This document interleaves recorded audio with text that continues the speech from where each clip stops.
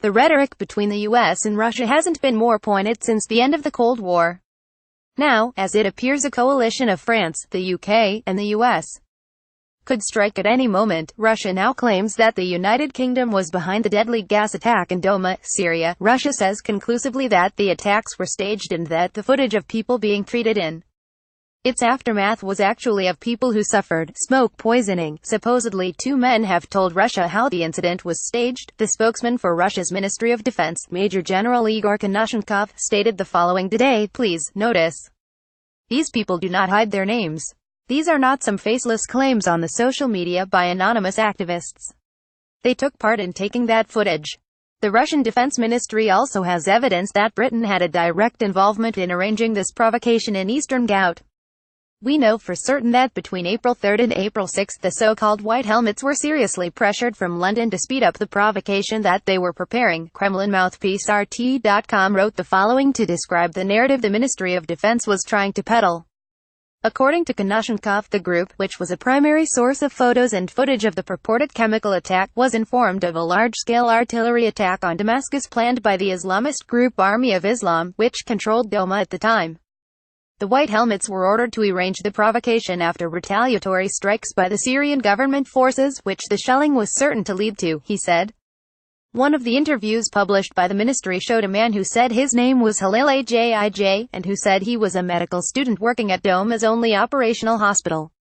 This is how he described the origin of the footage. On April 8, a bomb hit a building. The upper floors were damaged and a fire broke at the lower floors. Victims of that bombing were brought to us. People from the upper floors had smoke poisoning. We treated them, based on their suffocation. Ajij said that a man unknown to him came and said there was a chemical attack and panic ensued. Relatives of the victims started dousing each other with water. Other people, who didn't seem to have medical training, started administering anti-asthma medicine to children. We didn't see any patient with symptoms of a chemical weapons poisoning, he said. RT also mentions the UK's response to these allegations. The UK rejected the accusations, with British UN Ambassador Karen Pierce calling them grotesque, a blatant lie, and the worst piece of fake news we've yet seen from the Russian propaganda machine. Russia's repeatedly pushed conspiracy theories similar to this narrative in the weeks leading up to the gas attack, saying that something similar would happen and that it would be a hoax that will serve as a pretext for an attack by the US and its allies. Accusing the UK somehow of being involved with all this as revenge for the UK's claim that Moscow ordered the nerve agent attack on one of its former spies seems perfectly convenient. And beyond 2 guys who supposedly said the attack didn't happen, the Russian MOD has put forward no credible evidence to support its claims. Russia went on to make the case that the international community should fall behind it because Russia provides real help for real civilians in Syria, rather than hollow promises made by some Western countries. Russia urges world community to join Russia and provide Syrians with necessary humanitarian aid. Meanwhile, the Trump administration seems to have acquired enough proof regarding the source of the chemical weapons attack to satisfy its own threshold for launching an attack on Syrian government targets. Yesterday, Secretary of Defense James Mattis seemed confident he knew who was behind the operation, but also cautioned that his main concern with executing punitive strike is that it could escalate out of control. Shortly after Mattis made those comments, it was reported that the U.S. had proof that chlorine and a nerve agent were found in the bloodstreams of victims of the gas attack in Douma. France has also said it had conclusive proof that Assad's forces were behind that attack. Today, White House Press Secretary Sarah Sanders stated that the administration was confident Assad ordered the attack and that Russia is also to blame. Shortly after the White House press briefing, State Department spokesperson Heather Nauert said that the administration has proof to back up their assertions. As for the UK, which had been timid about entering into a coalition with the US and France without knowing more about the attack, Prime Minister Theresa May's concerns have been satisfied as a phone call between her and President Trump concluded that action has to be taken in order to deter further use of chemical weapons by the Syrian government. While all this diplomatic posturing was occurring, there have been endless claims of military movements around the region, some of which are far better sourced than others. The American destroyer USS Winston Churchill has entered the 6th Fleet area of operations.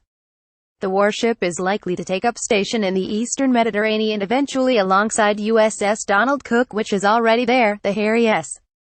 Truman Carrier Strike Group and Carrier Air Wing 1 have also deployed from Norfolk on their way towards the area. But it will be days before they will arrive off Syrian waters, and that's if it ends up even being the strike group's final destination. There has been a constant presence of P-8s, RC-135s, and RQ-4s off Syria's coast. As we have mentioned before, these aircraft are building up an up-to-date electronic order of battle for Syria. This information, which includes the location, type, and activity of air defense nodes and sensors, is critical for mission planning for missiles and aircraft and drastically increases their chances of survival. Other intelligence products can also be obtained via these flights, including critical communications intelligence that can give unique insights into how the Syrian military and Russian military are reacting to events and preparing for a possible strike. There have been many other reports of U.S.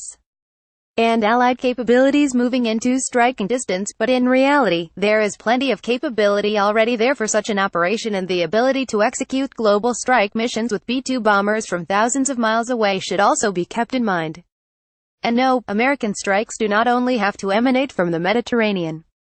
They can avoid the heart of Russia's high-end air defenses by attacking from the east. Cruise missiles can even fly over Lebanon deep into southern Syria and then hook northwestwardly to attack their targets.